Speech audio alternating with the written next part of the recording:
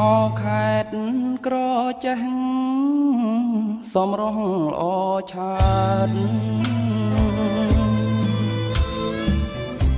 ទឹកដីកំណើតជាប់មាត់ទន្លេ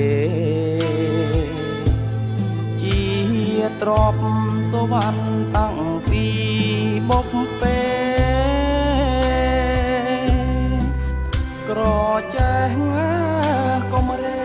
ស្ម័គ្រស្មោះមិនប្រាឆ្ងាយក្រុងមែនពិត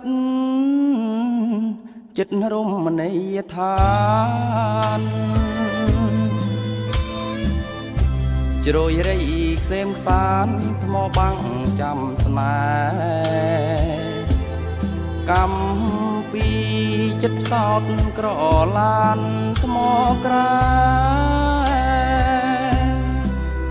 សំបុកសំស្នេហ៍ក្រូចឡងកោះទ្រួងអូស្រុកទាំង5ប្រៀបបានជាញាតិមិនអាចក្លៀងក្លៀតចាញ់ពីគ្នាបានស្រុក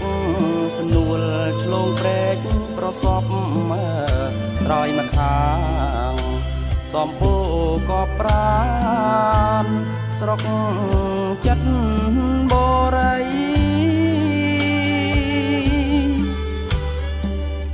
ខ្ញុំឃ្លាតតែកាយតែចិត្តចងចាំ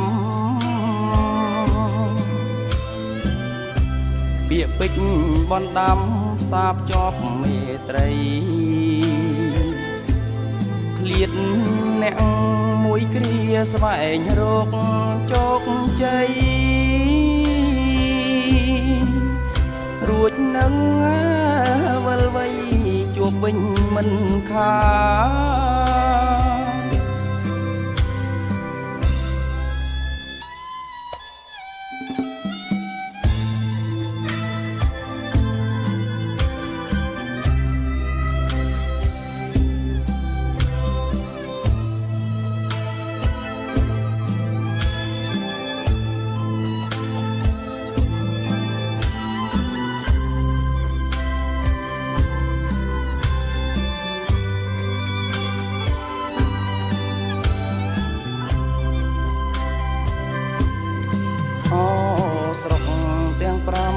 ប្រៀបបាន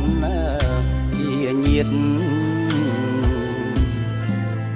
មិនអាចក្លៀងឃ្លាតចាញ់ពី